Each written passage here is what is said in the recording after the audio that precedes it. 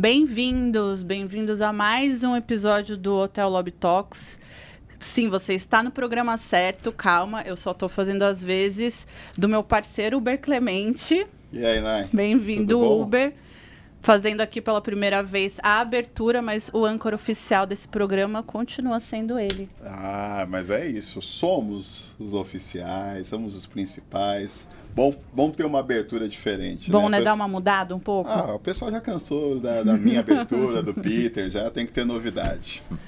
E aí, Uber, você quer apresentar o nosso convidado de hoje? Sim, senhora, eu vou apresentar. Nosso convidado veio especialmente aí, né, pós-evento, correria toda, né? Já dando várias ideias novas aqui para o Hotel Lobby Talks. Senti potenciais, grandes potenciais de parcerias aí, viu? Exatamente. Estamos aqui com Sérgio Souza, do Casa Grande Hotel. Bom dia. Bem-vindo ao nosso lobby, Sérgio. Obrigado, Uber, por essa oportunidade. Obrigado, Nayara. Peter, obrigado aí pelo convite. Muito bom estar aqui com vocês, começando essa sexta-feira, muito bem acompanhado. Perfeito. E, Sérgio, a primeira pergunta que a gente faz é: quem era o Sérgio, mas desde o pequeno Sérgio até chegar à hotelaria? Bom, pequeno Sérgio nasceu em São Carlos, interior de São Paulo, mas foi só para nascer. Depois a vida toda foi em São José dos Campos. Durante mais ou menos, vivi lá 25 anos, mais ou menos. Gostava de futebol, mas não tinha o menor talento para isso. São Paulino desde pequenininho, tricolor. Aí, temos um convidado de bom gosto, futebolístico aqui nessa mesa. E tinha roupa de goleiro, tudo e tal, mas olha, se eu tivesse seguido essa carreira, eu estaria em maus lençóis. Porque eu não tinha a menor condição, né? Gostava muito da posição de goleiro e tudo, foi na época, acho que o Félix, na época, tudo. Valdir Pérez, peguei um pouquinho do finalzinho e tal. Mas depois só virei um torcedor mesmo, porque eu não tenho a menor aptidão para ser um bom jogador de futebol. Depois, na adolescência, um estudante, como os outros, tudo, mas sempre muito ligado a uma coisa um pouco diferente, que é o fato de que eu sempre gostei muito de arte, né?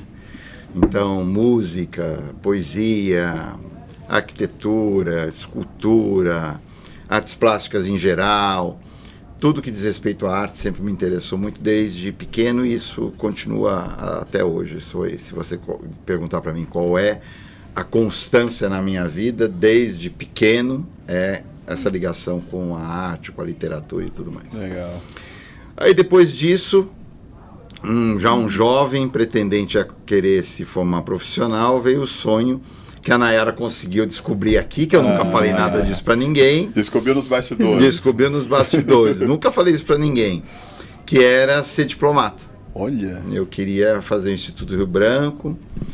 Comecei fazendo inglês, obviamente, depois fui para a Aliança Francesa, depois peguei uma professora particular de alemão. Só que aí, por questões financeiras, essa carreira não foi para frente, porque para ser diplomata, em qualquer país precisa de um investimento bom, mas aqui precisa de muito investimento, porque você já entra no Instituto Rio Branco um poliglota, já tem que dominar 3 línguas, então é muito investimento, né? Aí o investimento acabou. Eu tinha feito 3 anos de direito, porque já era uma porta de acesso, um encaminhamento, mas aí não deu. Aí não deu, dei um cavalo de pau na minha vida.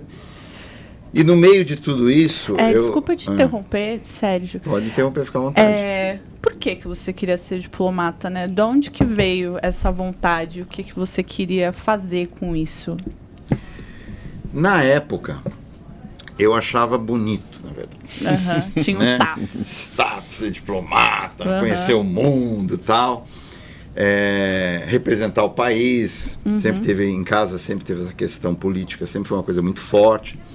Então, fazer parte da política através da diplomacia era uma coisa chique. Sim. Você via filme e tal, não sei o quê.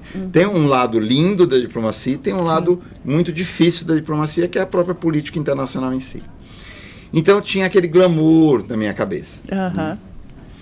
Mas, na verdade, depois, aí você vai perguntar assim, o que sobrou disso?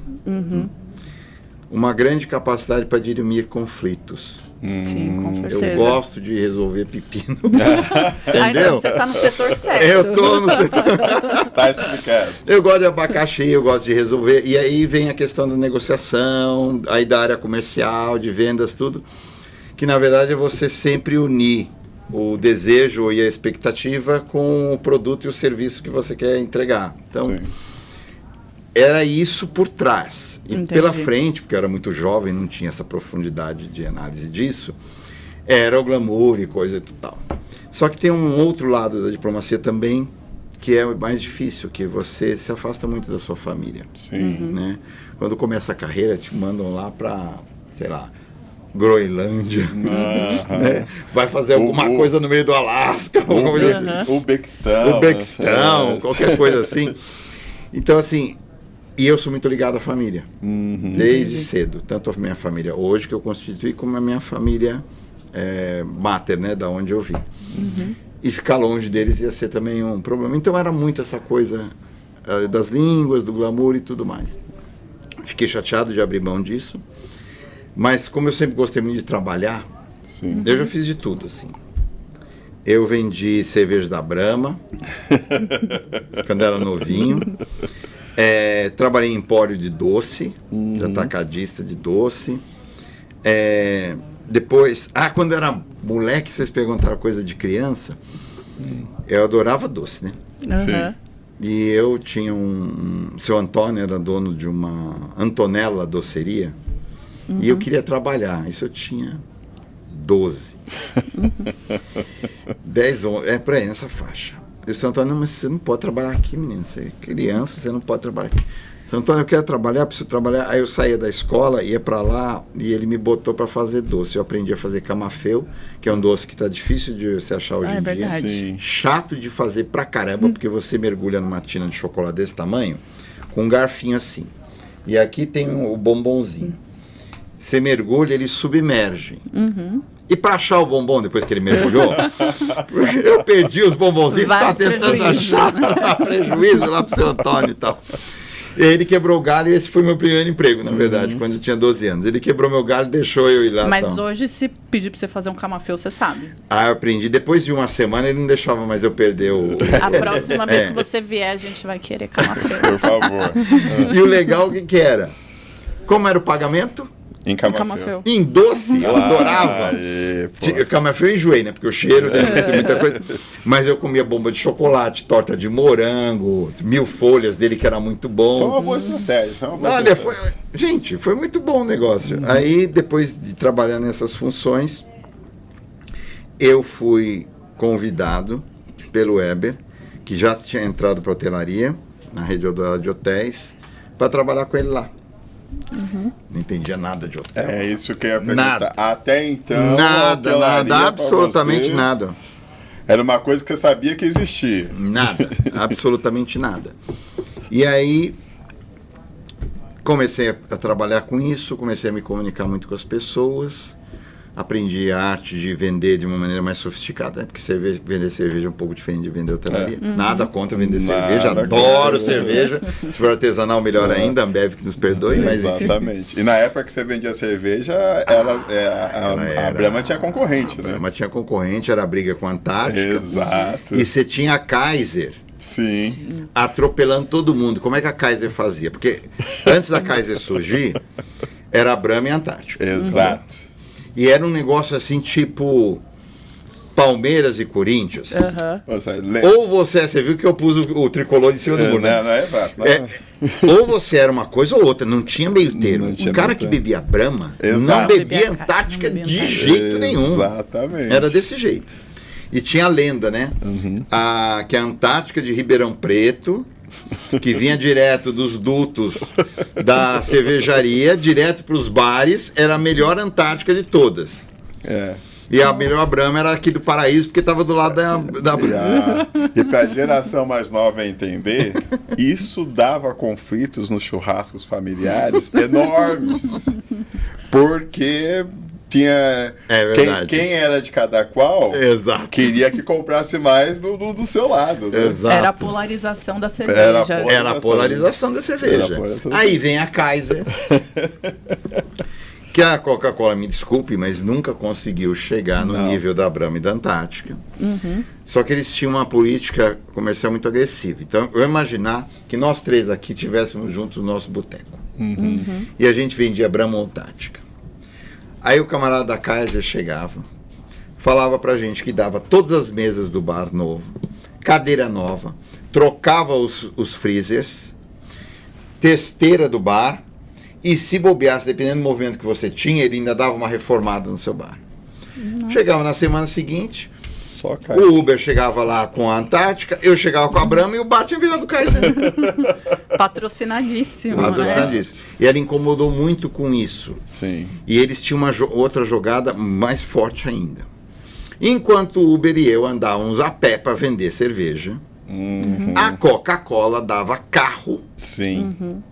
Dentro do carro tinha um pequeno estoque de cerveja para repor imediatamente se acabasse. E tinha todo o material de marketing que precisasse colocar. É sobre.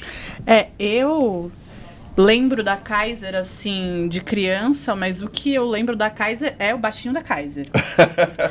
Essa Ele foi era uma uma figura campanha de icônica. marketing federal. Muito forte, muito forte. E o meu tio tinha uma casa em Peruíbe e o baixinho da Kaiser era nosso vizinho em Peruíbe. E aí ficava a casa do baixinho da Kaiser. Olha a casa dele só. em Peruíbe é ali. Essa talvez tenha sido uma das mais icônicas propagandas e Sim. campanhas do baixinho da Kaiser. Foi um sucesso. Sim. Eu acho que para rivalizar com o baixinho da Kaiser, só o do Bombril, Sim. Também. né, que foi muito forte assim. Sim. Então, além de tudo que nós estamos falando, ainda tinha isso. Existia uma campanha muito boa, muito forte, né? Enfim, mas você deu uma aula. Sexta-feira, né, gente? Tomando cerveja. Você deu uma aula sobre marketing e vendas. E eu quis enfatizar isso, porque realmente, assim, hoje quando a gente fala de vender cerveja, é um outro cenário. Né? Completamente. Mas Mudou naquela época, só para exemplificar que não era tão simples assim vender cerveja. Não, Então, era gente, muito difícil. Era muito difícil. E aí você fez de tudo, vendeu e tal, e de repente você chega na hotelaria. E aí comecei a atender as empresas, porque era um hotel da Rede Eldorado, que não existe mais, da família Arançã, e eles tinham um foco muito grande no corporativo, porque São José já era, naquela época, um polo industrial importante. Sim. Hoje é muito maior, não tem nem comparação, mas já era muito grande. E eu comecei a visitar as empresas. E a gente tinha que dirigir, porque em São José, ela é uma cidade bem distribuída, ela não foi... Sim. Embora não tenha tido um grande planejamento, ela se espalhou. Então, você ia longe, você ia até Taubaté, Jacareí, Caçapava, visitando empresas que usavam hotel, porque na região ele era o único hotel 4 estrelas que tinha. Sim. E eu adorava dirigir. Então, dirigir, ir nas empresas, vender hotelaria, vender prestação de serviço, falar sobre indústria. Eu fui me encantando com isso e fui aumentando isso, ampliando isso, fazendo isso cada vez mais e nunca mais saí da hotelaria. Nunca mais. Já faz 40 anos, mais ou menos. Que 40 na hotelaria. Nunca mais, nunca... Nesse trajeto todo, nunca houve um momento em que eu pensei assim, acho que não é por aqui, vou mudar de ramo. Gosto muito da hotelaria, sou um apaixonado pela hotelaria. E o que te encantou tanto assim no setor? Primeiro é o fato de que você recebe as pessoas no hotel como se fosse a segunda casa deles.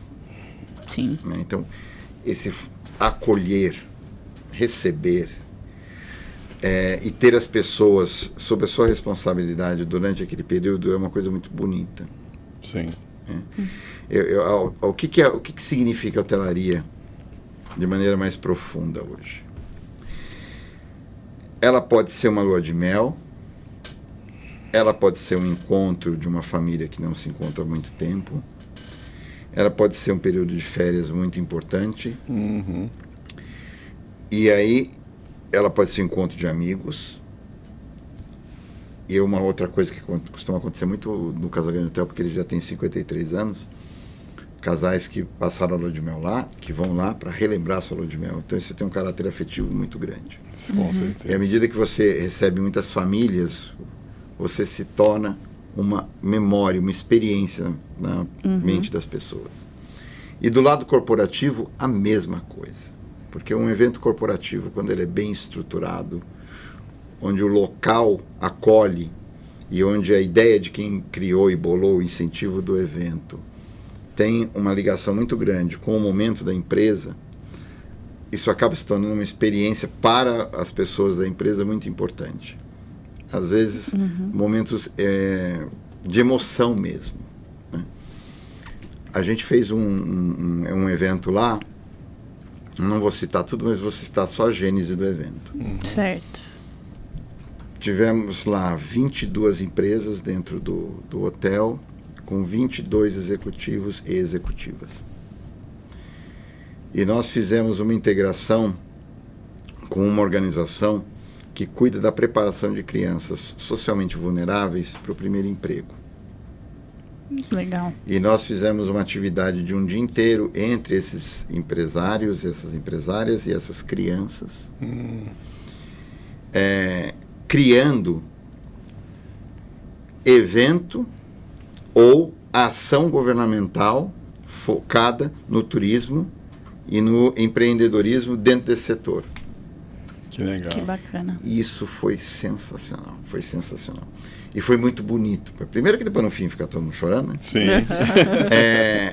E ao mesmo tempo criou uma experiência, um momento ali de conexão, que é o que eu acho que a gente deveria fazer continuamente em toda a sociedade, para que as pessoas que estão jovens, né, pensando em uma carreira, pensando em um futuro, pudessem se conectar e sentir a realidade do que poderia ser um primeiro emprego de maneira mais estruturada e que daí em diante ela pudesse ter um salto de inserção socioeconômica e trilhar uma carreira e construir sua vida. Então acho que foi muito bonito isso. Cara, muito bacana.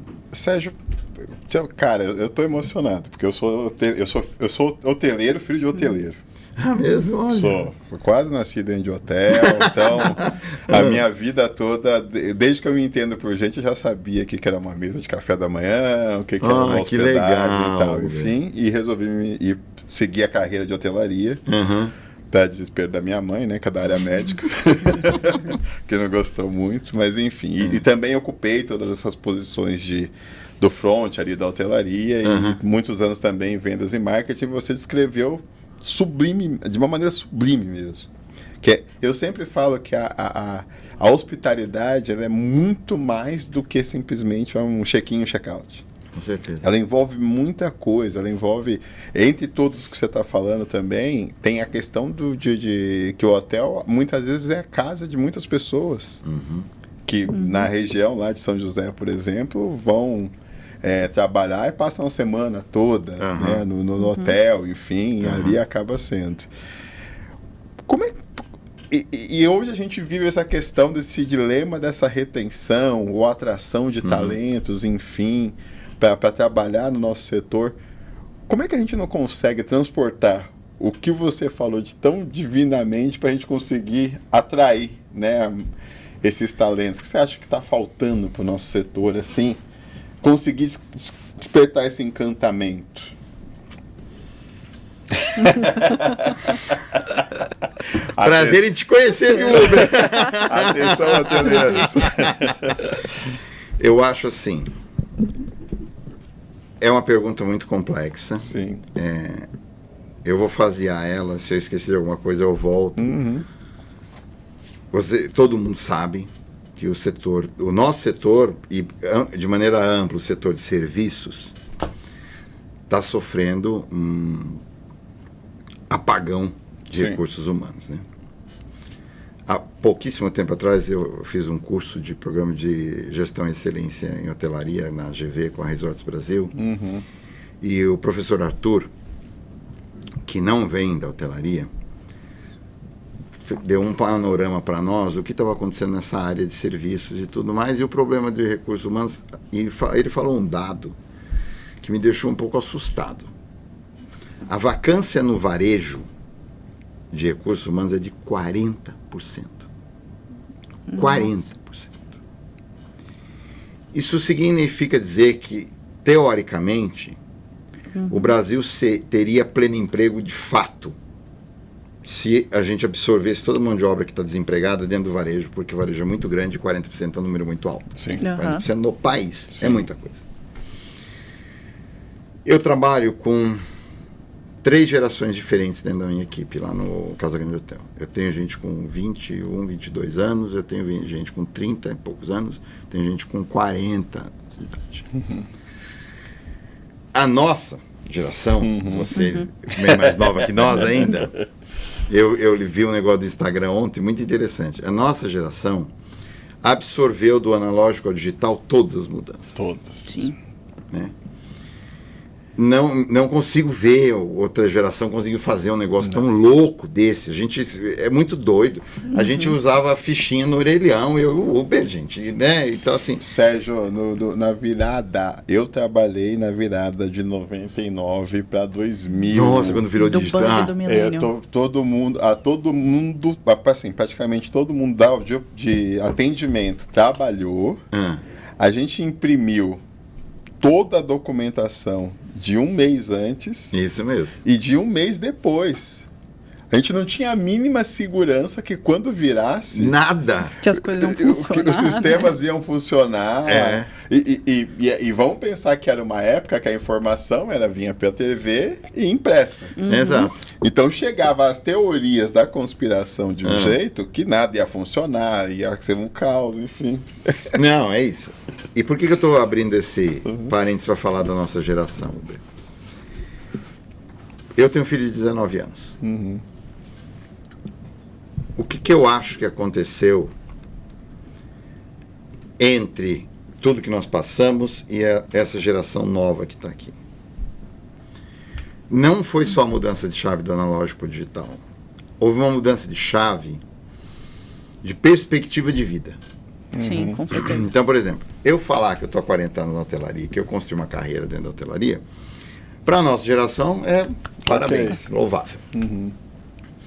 Se eu falar isso para o Matheus, talvez ele fale assim, não, mas quantas coisas você deixou de experimentar, quantas alternativas você deixou de viver, quantos países você não foi atrás, com quantas pessoas você não se conectou, como assim você fez uma linha reta dentro da sua carreira e tudo mais. E a geração que está nos 20 e poucos anos, que é a geração que está entrando para o mercado de trabalho, tem todos esses questionamentos. E eles não enxergam a vida profissional como uma coisa linear. Não. É mais ou menos assim, vamos imaginar, nós enxergávamos a nossa profissão como a artéria aorta, aquela coisa enorme assim, direto para o coração, fazendo a função dela. Aí você imagina o coração, e aí você pega todo o sistema de vasos que está em volta do coração, que são os sistemas periféricos. É assim que essa juventude vê a vida. De um lado, eles veem a vida sob uma perspectiva muito maior do que a nossa. Muito maior. Qual é o problema de enxergar tantas opções? É a falta de foco. Falta de foco, e a gente não é Matusalém. Nós não vivemos 500 anos para poder experimentar tudo isso. Né? A gente vive 100 no máximo, né? Então não sei se dá tempo para aproveitar todas essas alternativas. E nesse momento eu sinto muito alguns jovens perdidos com tanta opção. Com certeza. Sim. Por outro lado... Em contrapartida, nós hoteleiros... Né? Agora, o que acontece? Nós gestões hoteleiras... A questão é a seguinte. As pessoas querem ter uma qualidade de vida melhor. Então está aí posto a questão do 6x1, que para o nosso setor é um grande problema. Embora a gente reconheça que isto é saudável. Sim. Mas, se isso não for feito de uma maneira muito bem estruturada, isso vai criar um problemão. Sim. A gente tem que tomar muito cuidado para que isso não se transforme na falta de oportunidade de trabalho. Ou na sobrecarga tributária. Ou na inviabilidade do negócio. Porque você adotar um sistema 5x2 para um hotel de médio, grande porte, para uma rede é uma coisa. Você falar isso para a pousada do tio João, que está lá no interior de São Paulo, que de repente ele vai ver que a folha dele vai dobrar e aí ele conta com aquilo para o sustento da família, e metade da família está trabalhando dentro do hotel, outra metade é funcionário, ele vai falar: o que eu vou fazer? Então, assim, tem que se olhar tudo, lembrando que 70% dos nossos hotéis no Brasil são hotéis independentes de pequeno porte, alguns de médio porte. Agora, você me falou de atratividade. Por que a gente não consegue passar para essa juventude nova essa beleza da hospitalidade, o quanto isso é bonito? Isso tem a ver com desconexão. Quando eu tenho que mandar um WhatsApp para alguém perguntando: posso te ligar? Para que serve o telefone, então? Se você não pode ligar. É uma tecnologia ancestral. Não é? Ligação. Então, assim, posso te ligar? Sim. Não fala comigo, manda um WhatsApp. Eu sinto, e aí pega mais, aí o espectro é maior, tá? Porque eu estou falando de gente com 20, com 30 fazendo isso. As pessoas estão evitando se comunicar. Sim. E aí, Estão evitando fazer isso que nós estamos fazendo aqui. Aí pro nosso setor né? é a morte. E a partir do momento que você não fala com o outro, você não quer se conectar, você tem medo porque você não sabe lidar com a reação do outro ao vivo, porque esse aqui é o real problema. Como é que você vai querer estar numa atividade que vai enfrentar isso todo dia com todos os hóspedes, com o pessoal do restaurante, com quem você vai atender? Isso é conexão pura. A hotelaria é conexão plena com pessoas o tempo todo. Dentro da própria empresa, porque você está o tempo todo falando com todo mundo, que você convive num ambiente que está todo mundo trabalhando, você está vendo todo mundo. E plena conexão com todo mundo que chega e que você vai acolher. Então, aquela armadura que o digital deu para as pessoas, para se esconderem atrás de um iPhone, de um Samsung ou de um notebook, não existe na hotelaria. Você está de peito aberto com as pessoas se conectando. Isso dá medo. E aí a gente tem a equação. Né? Como é que resolve a equação? Um ponto para resolver essa equação, primeiro, formação. E informação. Ontem a gente estava lá numa cerimônia dentro da Secretaria de Turismo do Estado, que assumiu, a Ana Biselli assumiu como secretária de Turismo, e era a assinatura dos convênios dos municípios de interesse turístico tal, e das instâncias hidrominerais tal, e termais. E ela citou informação e formação. A gente tem que primeiro informar essa galera nova o que é isso e o quanto a conexão humana é importante. Com certeza. E formação. Só que na formação nós temos um rombo, né? Temos que mudar algumas coisas. Porque a gente tem o Senac, que é um excelente centro de formação. Só que quantos Senacs a gente teria que ter para oferecer mão de obra suficiente para a hotelaria? E tem uma coisa acontecendo que é assim, eu fico olhando tudo isso, eu sei que eu gosto de tudo isso, mas é assim, é de coçar a cabeça. Com certeza. Alguns empreendimentos estão crescendo. Sim. Então você vê movimentos no Nordeste, no Centro-Oeste, no Sudeste. Daqui a pouco inaugura outro resort, que é a parte da hotelaria que eu sou mais apaixonado, que é resort. Mas não, você pega a Olímpia. Olímpia, o tamanho que está, né? Aquela WM, GAZ, todo mundo crescendo, o próprio grupo tal, todo mundo crescendo. Eu brinco com ele que ele só sobe em prédio de 1.000. É 1.000. E cadê o funcionário para isso? Exato. Então, eu acho assim, é uma questão muito complicada, a gente tem um problema de formação, ao mesmo tempo a gente tem uma questão de atratividade, a gente sabe que é um setor que, se comparado com a indústria, tem uma remuneração menor, pela própria característica do tamanho econômico do setor. Mas a gente não pode só ficar olhando para isso e falando, bom, e agora? Como é que nós vamos fazer? Tudo. A gente tem que começar a pensar sobre isso, e nós, como líderes, como gestores, começar a atrair. Aí eu vou te dizer o que eu pude fazer de maneira muito humilde, vamos dizer assim, de viabilização de uma forma de atração. Nós temos dentro da nossa estrutura um projeto muito grande, que é de estruturação dentro do LinkedIn de captação de leads corporativos.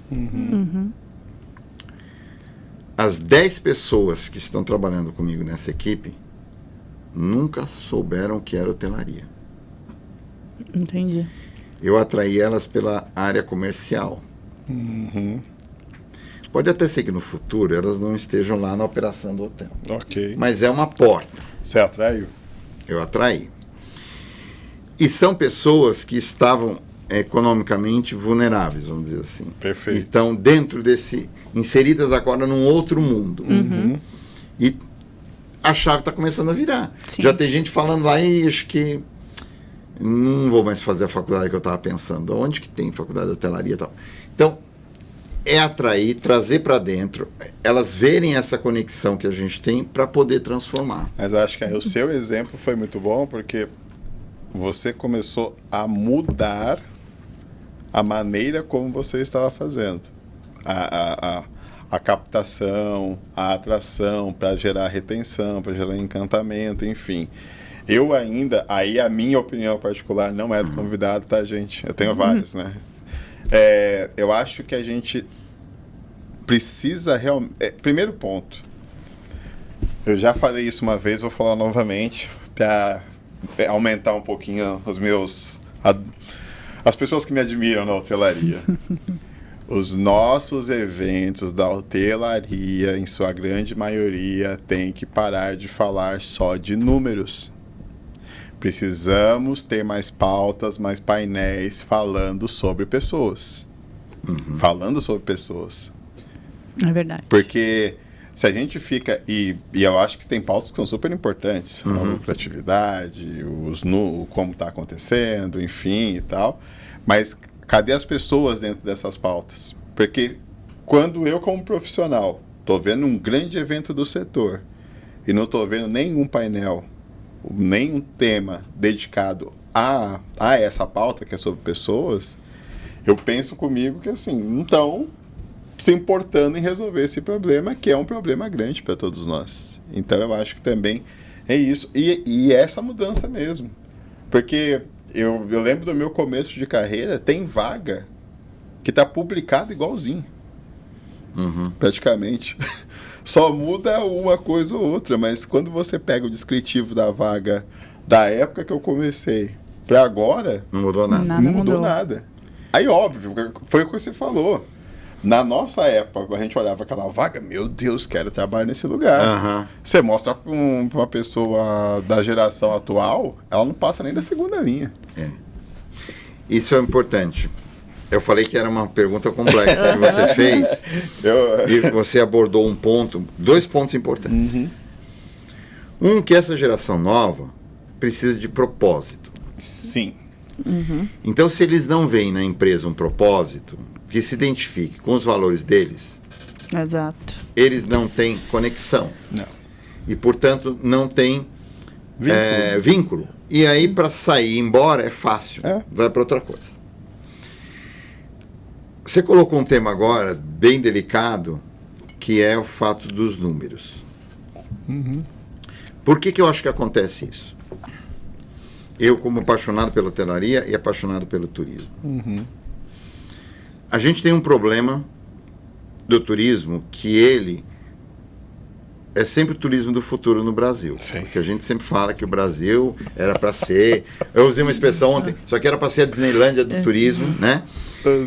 Porque realmente... Você falou isso agora, eu dou risada porque é verdade. Não cara. é? Até hoje. Até hoje a gente fala isso. A gente Né? não vai- Futuro, será que futuro. a gente vai chegar Não, e nesse- sabe o que falaram ontem? Pô, mas país do futuro, Sérgio, mas nós estamos ficando velhos, como é que vai fazer o negócio? Esse futuro tem que chegar logo, não vamos morrer aqui sem o futuro chegar. A gente vai passar a vida toda... Falando disso, não dá. Então, essa nossa ânsia de que o turismo seja do presente, não mais do futuro, criou uma obsessão, e eu me culpo também por isso, de que, e eu sempre falei isso, foi minha tônica à frente da Resorts Brasil e de todos os momentos que a gente passou na pandemia, de que o Brasil precisa ter 2 dígitos do PIB. E talvez por isto, a gente, nos eventos grandes, a gente acabou de terminar uma WTM aí, se fale tanto de número, porque o crescimento desse número para o turismo é vital para ele ser visto com destaque dentro do setor macroeconômico do país. Isso é um ponto. O outro ponto que você tem toda a razão, é o recurso humano. Porque como a gênese do turismo são pessoas, Sim. o foco tem que estar muito forte nisso mesmo. Sim. Porque o que vai fazer com que a gente atraia pessoas para trabalhar no nosso setor? Já que a gente não paga tão bem quanto a indústria, por exemplo. O propósito. Ontem, o Tarcísio falou o seguinte na fala dele. Eu sei como é difícil alguém sair da iniciativa privada e vir para a área pública abraçar um desafio. Porque muitas vezes a área pública não traz as recompensas que a área privada traz. Mas traz uma coisa muito importante, que eu vejo hoje aqui na área pública. Dá orgulho construir coisas públicas quando você faz isso com honestidade, com propósito. E é verdade. Por que eu nunca saí da hotelaria? Atendendo empresas o tempo todo, quantas oportunidades não surgiram, fazendo evento corporativo, me conectando com um monte de gente e tal. Porque o que eu faço tem mais significado para mim do que só a questão financeira. Verdade. Quando eu falo eu amo a hotelaria, eu amo o que eu faço, amar o que você faz não dá, a não ser que você seja um cara muito interessado só em ganhar dinheiro. O objetivo da sua vida foi ser bilionário, aí dá para falar isso, mas não é o caso. Porque uma parte, claro que é a remuneração, que precisa sobreviver, tem uma família e tudo mais. Mas a outra parte, muito mais forte, é o que nós fazemos. E o que isso gera na vida das pessoas. Exato. E como é que nós vamos fazer com que as pessoas enxerguem isso? Botando um painel enorme lá, por exemplo, do setor de serviços, a hotelaria e o turismo é o setor mais inclusivo, quando nem se falava desse assunto. A gente já tinha mão de obra LGBTQIA+, nos hotéis, nas agências, nas operadoras, quando esse tema era tabu, ninguém nem falava dessa história. A gente já tinha miscigenação racial dentro do turismo, quando esse tema nem era abordado também. Pelo menos em alguma coisa a gente é muito mais avançado que os outros, né? Coisa. Então, assim... Tem melhorias. Em ambas as pautas tem melhorias aí fazendo no setor, mas sim. Mas, não é? Sim, a gente sempre foi ponta nisso. Não, eu sempre falo, assim, se a hotelaria, né? O turismo como um todo, mas eu falo muito da hotelaria. Se a hotelaria começar a mudar algumas coisas no sentido de ser mais focada, ela consegue captar muitas pessoas para trabalhar dos mais diversos... Mais diversos perfis, né? Mais diversos perfis. Isso aí é certeza. E isso só vai acontecer se a gente puser um painel enorme para todo mundo observar isso, porque ninguém... O público que está aí, lá fora, na rua, passando ali, não faz ideia do que nós estamos falando aqui. Exatamente. E se a gente não botar um holofote em cima, ninguém vai nem saber. Exato. Sérgio, é isso, cara. Assim, daqui a pouco a gente vai para a parte mais leve da entrevista, gente. Tá bom. Tá muito bom. É isso, porque assim, eu já morei em diversos bairros em São Paulo. Tá. Já morei em Santa Cecília, já morei na Bela Vista, enfim.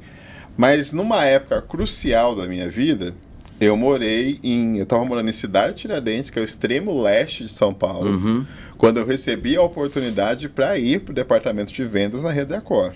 Olha só. Então eu era um menino negro da periferia de São Paulo, enfim, que recebe uma oportunidade para ir para vendas, né, saindo da recepção para ir para vendas.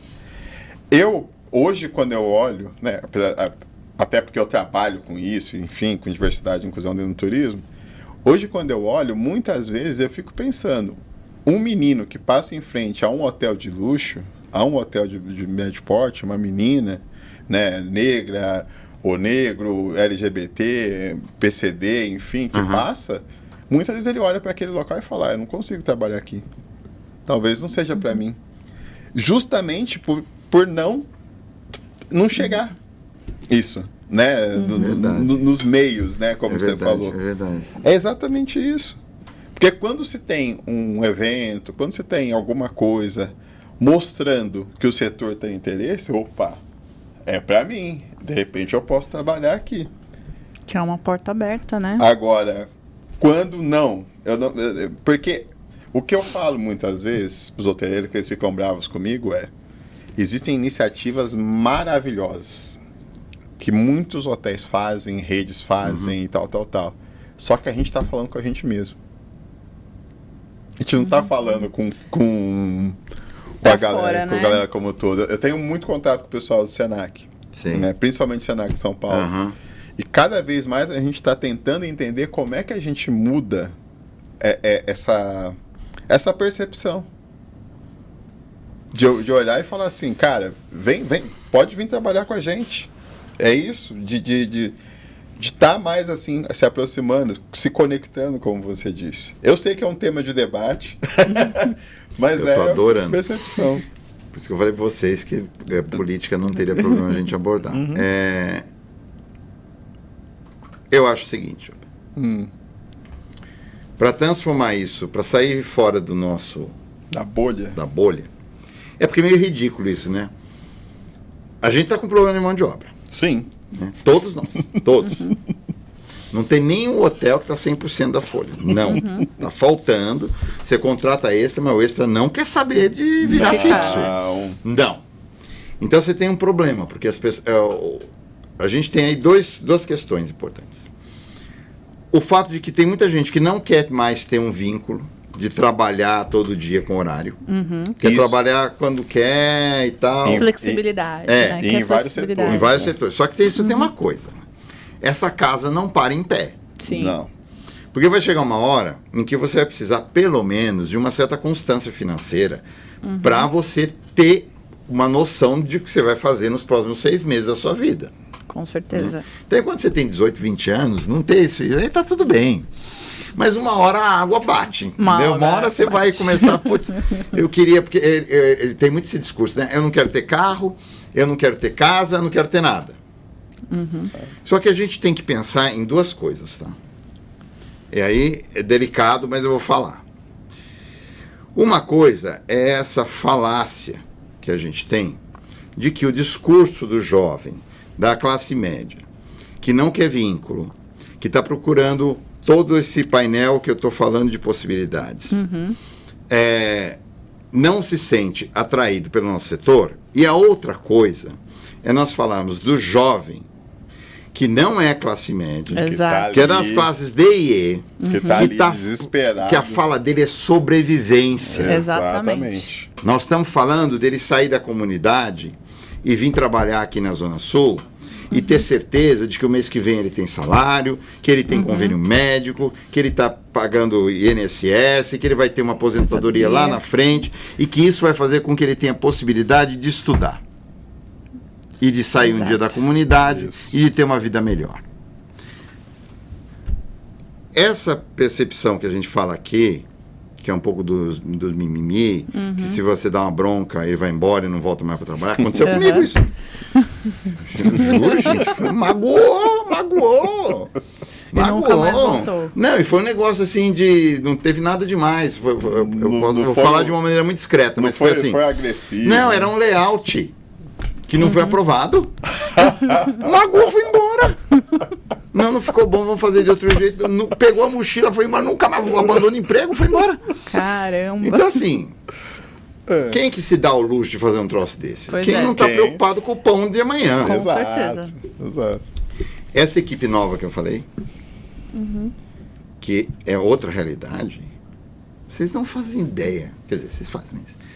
É que eu tenho que falar disso, que é tão bonito.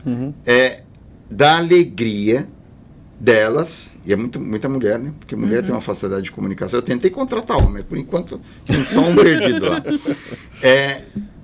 A felicidade delas de ter essa oportunidade. Então, existe uma desconexão. Sim. E desculpa te interromper, mas para a mulher também saber que ela vai ter a sua independência financeira, independente de ter um marido, de ter um provedor ali, isso é muito importante. E é uma camada ali, às vezes, de pessoas que viram mães, avós sempre dependentes. Ou né? que também, então, tipo, como o Sérgio bem disse, assim, precisando de um emprego porque é mãe solo. Que é mãe solo. É a única renda da família, enfim, camadas. Tem isso, não toquei porque é mais delicado, mas tem essa questão. Saiu um índice essa semana, 78% das pessoas que abandonam o emprego para cuidar de idosos são mulheres. Exato. Então ainda tem mais essa questão aí. E esse é outra característica do nosso setor bacana. Sim. Nosso setor sempre teve muita mulher. Sim. Né? Ainda bem. A hotelaria tem muito a ver com detalhe, né? E mulher consegue falar de 6 coisas ao mesmo tempo, né? Então, ela está vendo se está acontecendo alguma coisa na recepção, está lembrando da governança, está lembrando do horário do coffee break, está pensando no negócio do problema da manutenção e o que o cliente passou e o outro cliente habitué que acabou de chegar. Então, assim, nosso setor sempre teve muita mulher. Né? Isso é bacana também, porque muitas vezes em outros setores, embora isso esteja melhorando muito, às vezes isso é um entrave. Para nós é qualidade. Sim. Então, assim, a hotelaria, o turismo, a gente tem muita coisa boa para oferecer como oportunidade de emprego e desenvolvimento de carreira. Aí você me pergunta, bom, Sérgio, tá bom, a gente por enquanto está falando entre nós e isso não adianta nada. Só existe uma via. E a via governamental. Porque só quem pode colocar uma vitrine deste tamanho é o Estado. Não adianta a gente pensar de outra maneira. Mas né? talvez a maneira como a gente tem que reivindicar isso do Estado também tem que ser correto. Porque muitas vezes quando a gente vai falar com o Estado, quando a gente vai falar, enfim, assim, o PERSE foi extremamente necessário. Sim. Mas era temporário, ponto. Ele se chamava emergencial porque era emergência. Exato. A gente ficou até o ano passado batendo na tecla. Caindo, matando em cima, né? E assim, a gente já tinha que tá começando naquele período que estava acabando em pensar de uma maneira diferente. Eu sou totalmente favorável a gente repensar a tributação do nosso setor. Sim. A gente emprega muito e paga muito imposto em cima de como a gente emprega. E tinha que ser muito pelo contrário. Se a gente emprega mais, a gente tinha que pagar muito menos imposto. Porque aí, qual que é o grande problema disso? Quando o empresário paga muito, Sim. ele não consegue remunerar melhor. Exatamente. E aí a nossa indústria não tem valores atrativos para atrair novos talentos. Por isso a conta E vira não um ciclo fecha. vicioso. E vira um ciclo né? vicioso. Assim. Que empresário no mundo não gostaria de, em vez de pagar aquela fortuna de imposto, conseguir pagar melhor colaboradores, atrair mais talentos que resultaria em mais receita e mais resultado na última linha de GOP da empresa? Todo mundo. Por isso que eu falo, a gente ainda está a gente, quando eu falo, pessoal, é uma generalização, mas eu sei que tem as exceções, tem pessoas diferentes, tem uma pessoa sentada aqui com a gente que também está pensando diferente, mas é isso que eu falo, a gente ir com essas pautas. Não muitas vezes só bater na tecla do tipo de pautas que a gente sabe que não vai. Entendeu? Não vai pra frente. Então é isso. Mas vamos falar de outras coisas, senão o Peter nessa hora ele já tá assim. Vocês estão muito sérios, vocês estão falando de coisa muito séria, não sei o quê. Pra onde você gosta de viajar, Sérgio? Com família? Olha, apesar de trabalhar no setor, eu viajo muito pouco. Normal, né? Porque a gente viaja tanto a trabalho que quando a gente pensa em viajar, a gente pensa que vai trabalhar. Assim, hoteleiro gosta muito de ficar em casa, né? Porque a gente fica pouco em casa, né? Monte Verde é uma cidade muito querida. Ela é boa, muito boa. Eu conheci Monte Verde há 40 anos atrás. Ela era um ovo. Tudo era mato. Tudo era mato. tive experiências lá e é a única cidade onde eu volto a minha vida inteira. Acompanhou toda a evolução do Acompanhei destino, toda a evolução, né? gosto. Conheci um pouco o sul do país, que eu gostei muito, acho Florianópolis linda. Minha esposa é cearense, é de Fortaleza. Ceará Maravilhoso. tem lugares escondidos assim. O Ceará é uma característica interessante. Você pega o carro, sai de Fortaleza e vai andando. Aí daqui a pouco você vê uma praia. Aí você entra lá na praia. Aí é uma cidadezinha desse tamanho. Uma praia linda. Aí você acha uma pousada perdida lá no meio, toda arrumadinha. Tem uns gringos perdidos lá também. Com a comida boa. Comida boa. Você pode andar de madrugada na rua. Pessoal Não hospitaleiro. tem problema nenhum, boa. tal. Tem muito isso. E o Brasil tem demais isso. Tem. Então, eu viajei um pouco dentro do Brasil, a trabalho. Tive a oportunidade de ir para a Alemanha, fui para Portugal, fui para o Chile, fui para a Argentina, tudo. Mas eu considero que tudo que eu gostaria de ver, eu viajo muito pouco. Eu viajo muito pouco. Eu sou workaholic, confesso, num grau muito alto. Hoje eu estou sob controle. Mas assim, já fui num grau pior. Eu sou workaholic controlado. Controlado desse jeito e tal. Então, assim, tem muita coisa no Brasil que eu não vi. Mas eu assisto e vejo muita coisa, eu sou muito curioso. Né? E de um lugar do Brasil que você não conhece, que você adoraria conhecer, qual que está no topo da sua lista, assim? Puxa vida, passou tanta coisa. Você fez passar um filme assim, gigantesco, gigantesco. A lista você joga assim ou não? Mas eu queria entrar dentro da selva amazônica. Legal. Incrível. E é assim de um jeito não tão seguro. O que eu tô falando é de andar lá dentro mesmo. Atenção, guias que forem acompanhar o Sérgio, já fica leve. Por exemplo, uma coisa maluca que eu tenho vontade de fazer é ficar uma semana numa oca, com eles, sem contato com nada. Legal. E viver Incrível. a cultura Bem deles lá, mesmo, conversar né? com eles e tudo. Legal. Eu tive outra coisa que nunca falei pra ninguém. Gostamos. A minha esposa me levou para uma cidade chamada Camusim, que é no interior do Ceará. Faz divisa com... Como é que chama aquele lugar famoso lá? Daqui a pouco eu lembro. E eu fui numa barraquinha. Não é nem barraquinha, porque era com sapê. Barraquinha parece outra coisa, né? Sapezinho. Bonitinho assim. E a mulher tinha um danado de um freezer ótimo lá, a cerveja estava geladíssima. E ela tinha acabado de pegar uns caranguejos. Eita. E ela tinha uma rede assim. E pra vocês terem uma ideia, a arrumação era o seguinte: eu estava na rede, a minha mão esquerda alcançava a cerveja, à direita o caranguejo, e o mar foi subindo. Já batendo no pé. Isso, só que ele não sobe muito, ele sobe até ali, mais ou menos. Né? Uma preocupação. Isso. Quando chegou no pôr do sol, eu virei para ela, e tava lá, eu tava com meu cunhado, minha sogra, família e tal. Eu virei para ela e falei assim: não vou voltar.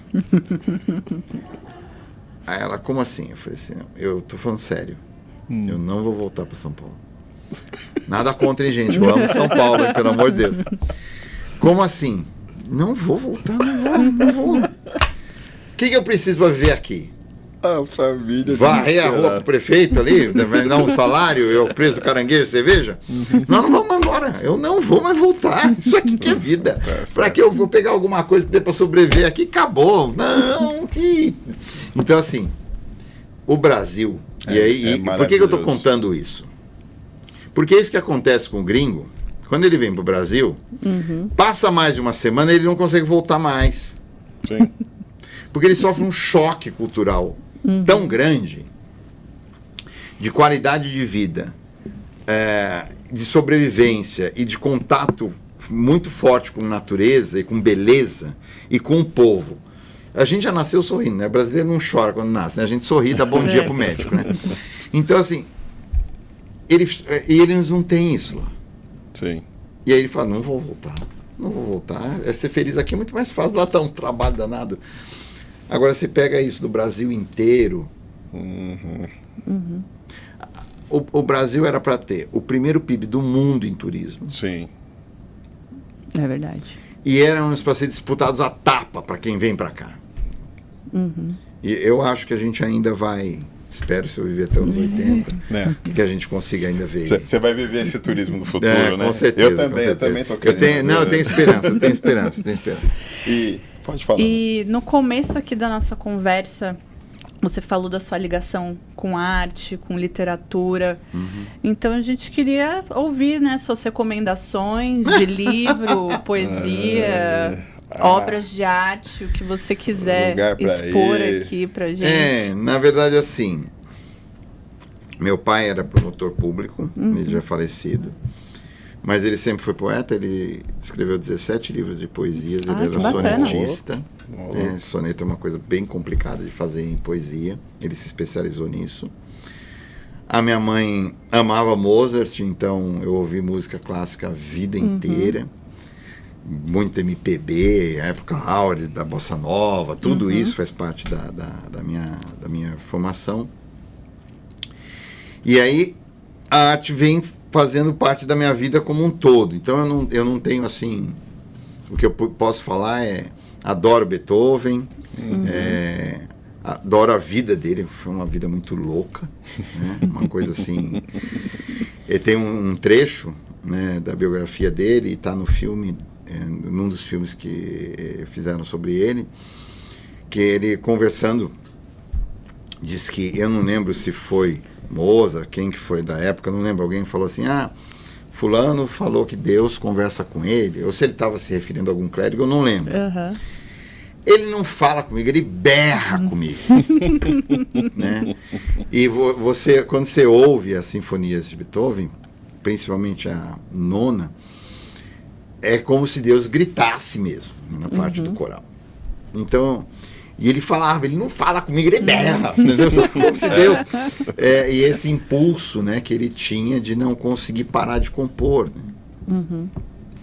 E eu acho isso muito bonito nos artistas, né, que é a compulsão da arte.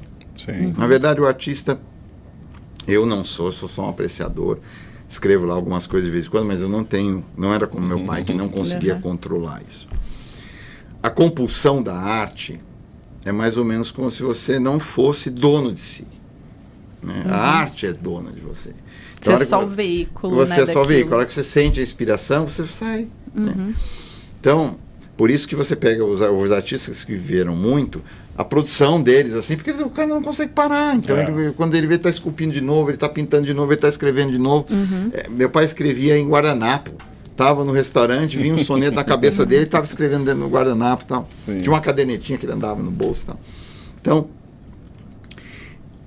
o que eu recomendo para as pessoas? A arte, na minha opinião, é a maior expressão do ser humano. Sim. Né? Cultuem e vivam a arte de todas as formas possíveis e imagináveis, porque ela vai ser a mais profunda conexão de si mesmo com a sua alma. Quando você está ouvindo uma música que você curte, pode ser o que for. Eu gosto de música erudita, eu gosto de MPB, eu gosto de jazz, de blues. Tal.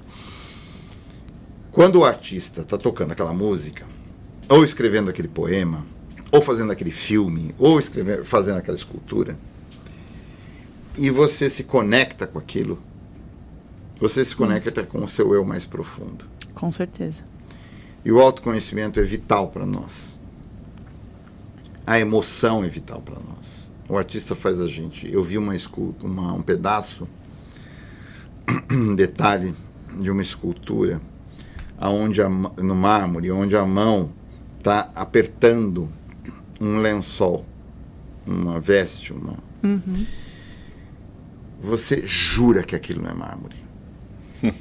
Porque tem um movimento, né? Se vocês verem na Pietà, você tem esse movimento e tudo. Isso é muito intenso, isso é muito forte. Né? E quando você está muito perto da arte, você se afasta de um tema hoje muito perigoso, que é o fato das pessoas estarem não sabendo expressar suas emoções, expressar as emoções de maneira violenta. Sim. A arte te tira disso. A arte te sensibiliza. Né? Pacifica, né? E aí você se torna uma pessoa melhor, mais sensível e mais empática com o outro. E eu acho que isso hoje está faltando demais. Totalmente. Porque a IA, que é só um instrumento, não vai nos tornar mais sensíveis ou melhores. Ela é só uma ferramenta.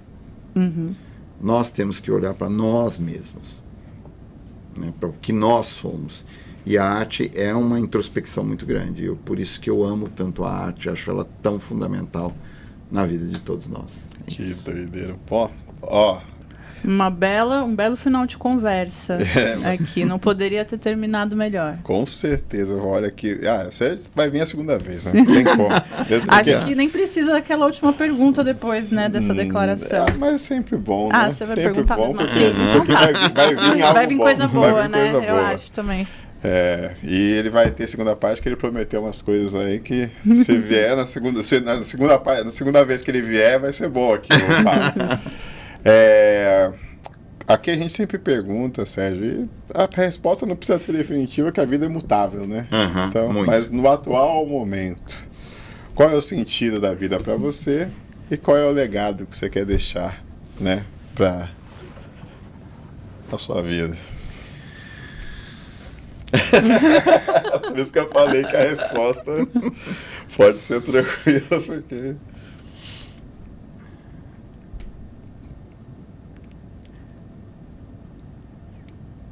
Meu legado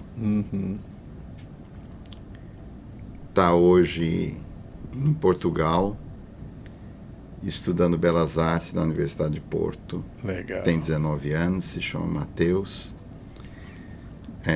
Capaz de desenhar imagens que eu não seria capaz de desenhar nem uma arvorezinha quando era pequeno. Ele tem todo esse talento para artes plásticas.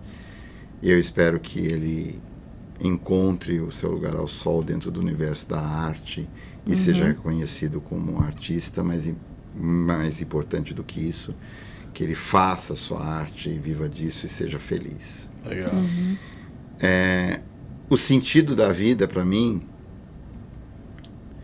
é a gente olhar para trás,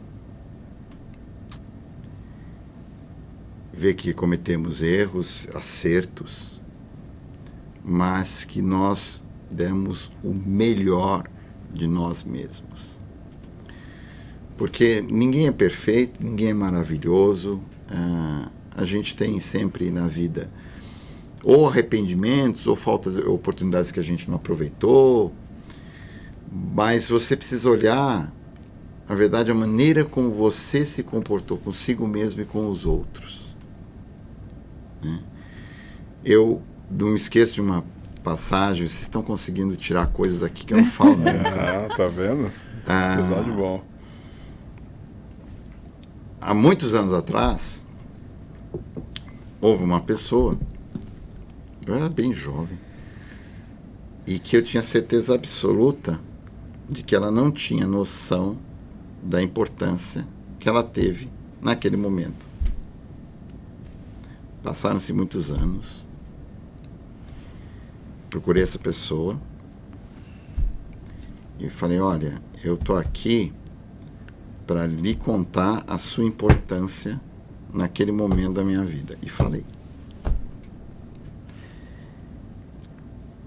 As lágrimas que vieram dessa conversa me deram a certeza absoluta de que eu não podia deixar de fazer o que eu fiz. Que legal. Então, se você puder, na sua vida toda, deixar muito claro para as pessoas com as quais você convive ou interage sobre a importância dessas pessoas e quem elas são dentro do seu coração e da sua memória, da sua mente, das suas experiências, é muito importante. Porque a vida é tão curta, né? A gente passa tão rápido por aqui e a gente deve deixar o máximo possível vários corações felizes por alguns momentos que você pôde compartilhar com eles.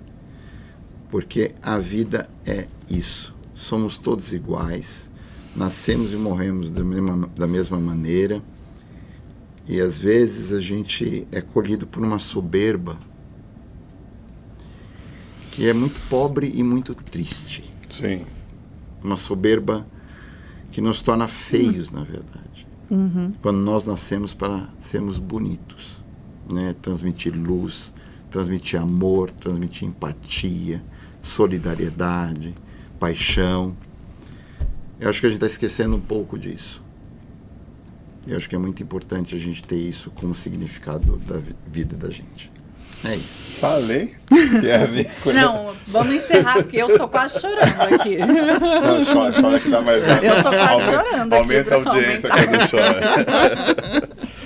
Sérgio, temos uma lembrança aqui do nosso patrocinador. Obrigado. Real, gente. Obrigado. Sérgio. Grande fornecedor da hotelaria. Exato. Obrigado, gente. Obrigado mesmo. Legal. Que episódio, hein? Que episódio. Coisa Uau, boa. catárquico, achei assim. Muito obrigada, Sérgio, pela sua participação, por compartilhamentos tão profundos, né? Foi, pelo menos pra mim, me tocou muito a sua fala. E por você ter compartilhado coisas que você, como você mesmo falou, você nunca tinha compartilhado com ninguém. É uma honra saber que esse foi um espaço, né, para compartilhamentos tão bonitos e tão íntimos. E né? eu fico felizão, Sérgio, porque acho que a gente precisa de mais humanidade na hotelaria, né? A gente pode ter expertises, pode ocupar cargos, pode estar em lugares que, de repente, né, a nossa carreira não proporcionou chegar, né, de lideranças, enfim, e tal. Mas saber que tem seres humanos como você na hotelaria me alegra. Porque é isso, a gente precisa de mais humanidade mesmo, né? Não só aquela coisa muito engessada, muito quadrada e tal, que muitas vezes a gente pensa no setor e essa humanidade vai fazer bem pra gente. Então, gostou de estar no nosso lobby aqui? Obrigado, eu agradeço demais. Você falou, né, de eu me sentir à vontade aqui para falar algumas coisas pessoais e para falar tudo que eu falei. Isso tem um motivo inconsciente, na verdade, né? Primeiro, me senti bem com vocês mesmo. Quando o Uber falou da Accor, eu lembrei, a gente se conhece há 2000 anos. Porque a minha esposa Cris também era da Accor, trabalhou muito tempo. Tem um fato inconsciente que fica lá no fundo, né? E é engraçado. E são essas referências que são importantes. Quem é o Peter na minha memória? Né? O Peter é uma pessoa que faz parte da minha história da hotelaria. Sempre, né? Claro que nós estamos ficando mais velhos agora, mas a seriedade dele e a maneira como ele sempre se relacionou comigo, quer queira ou não, mesmo que não tenha sido uma coisa racional, traz essa segurança deste ambiente. Sim. Né? E inconscientemente provoca isso. Legal. E é disso que eu estou falando, entendeu? É isso que vale a pena. Quando você dá um abraço, faz um aperto de mão, olha nos olhos de alguém que você conhece, que você tem uma história, que você respeita, que você tem um carinho maior, é isso que faz, porque é só isso que importa. Com isso. certeza. Gostou de estar no nosso lobby aqui ou não? Pô, gostei demais, muito bom. Temos muito que bom, marcar muito bom. de gravar no lobby do Casagrande lá. Perfeito, perfeito. Mas aí é final Bora. de tarde. Não, aí depois tem aqueles negócios que nós vamos resolver. Exatamente. A segunda edição nós vamos estar com algumas coisas diferentes aqui. Aguardem. É isso. Nai, muito obrigado Obrigado pela você, companhia. Mais um episódio maravilhoso. Mais um episódio. Agradecendo a R1 também, que nos apoia desde o começo, desde sempre. A equipe técnica deles aqui também apoiando a gente.